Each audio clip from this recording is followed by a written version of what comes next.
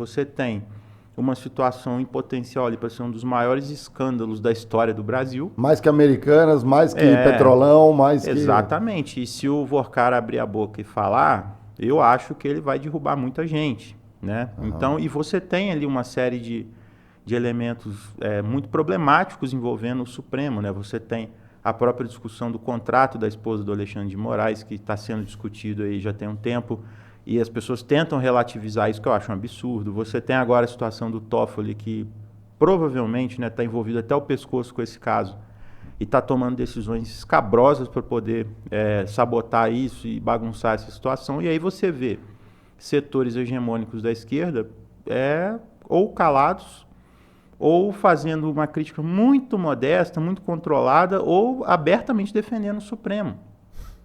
Eu já vi gente falando que é golpe, falar do Toffoli, falar do Alexandre de Moraes, que isso é golpe, é golpismo, a nova Lava Jato.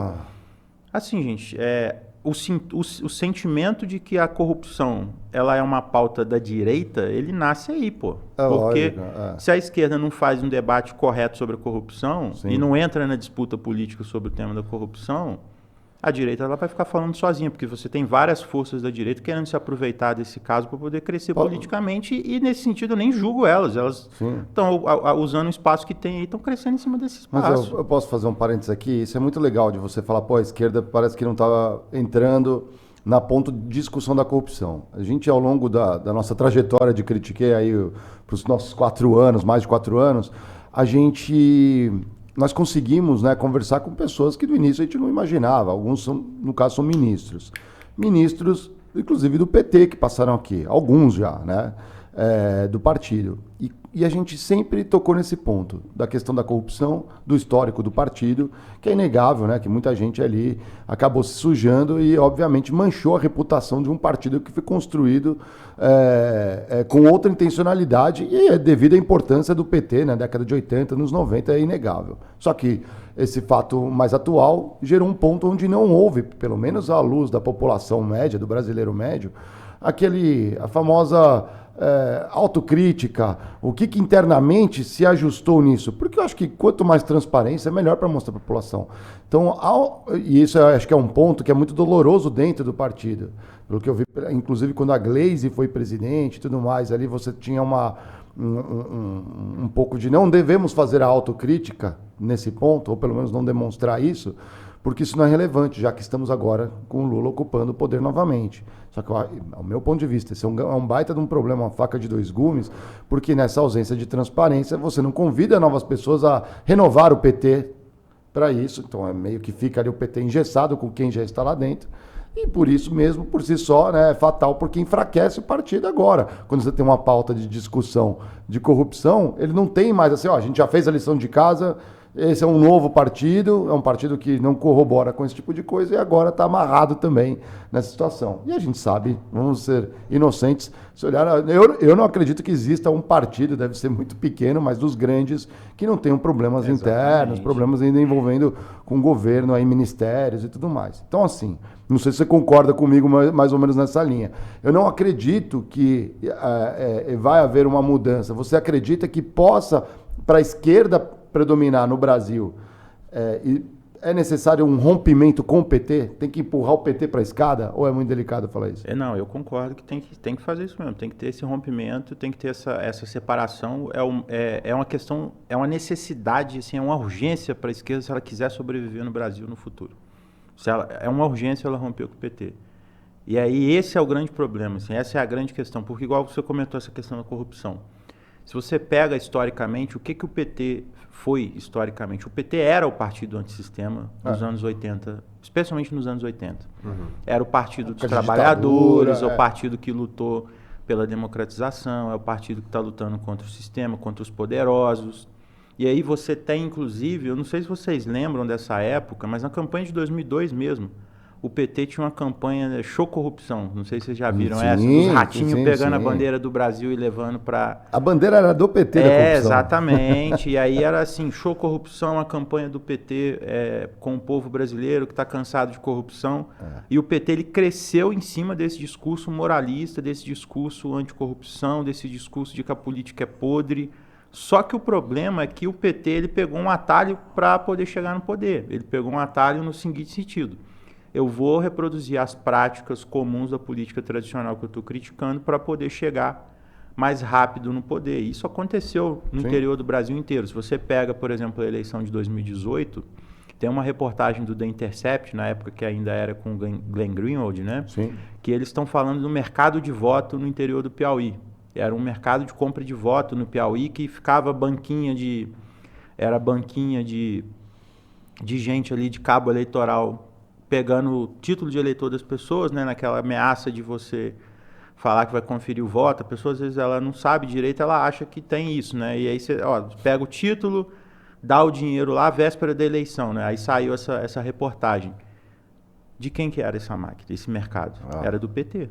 O governador do PT, a esposa do governador do PT, o governador, inclusive, que hoje é ministro do Lula, né?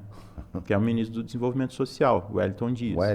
Então, você tinha denúncia ali de esquema de compra de voto. Isso é uma máquina, isso é uma dinâmica de política tradicional que existe, que o PT estava criticando nos anos 90, nos anos 80, e aí eles passam a reproduzir essas práticas, eles passam a reproduzir isso nas periferias.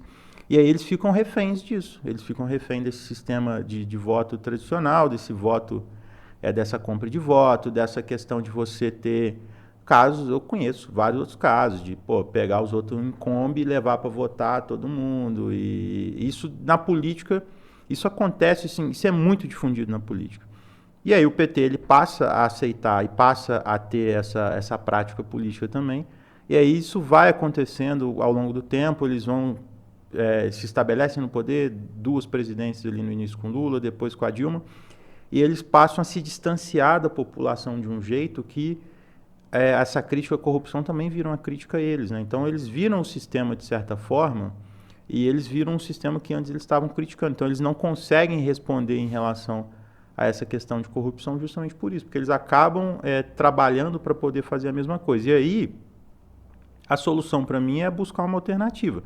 O grande desafio é esse, é como estruturar essa alternativa, como fazer um partido do zero, né? Porque isso vai demandar uma outra organização partidária, isso vai demandar uma articulação política, porque hoje a gente vê na internet surgir né, algumas alternativas, surgir algumas opções, mas ainda muito incipiente em termos de estrutura e de organização. Eu acho que isso ainda até um atraso em relação ao que aconteceu em outros lugares no mundo, né? Se você pega essa crise especialmente depois da crise de 2008 ali, você pega alguns países da Europa, que a social-democracia ela entra numa crise muito forte, os partidos social-democratas entram em crise, você tem outras forças à esquerda que crescem e que disputam esse espaço e ameaçam, ou quando não assumem o comando da esquerda nos países, né?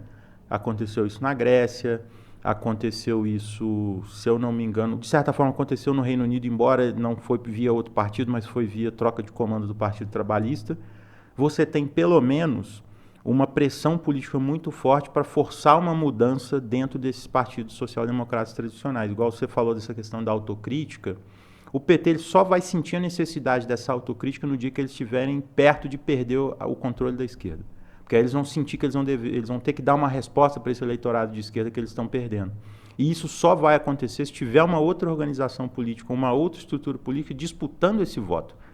Um caso recente que aconteceu, que eu trago como exemplo, é o da Espanha.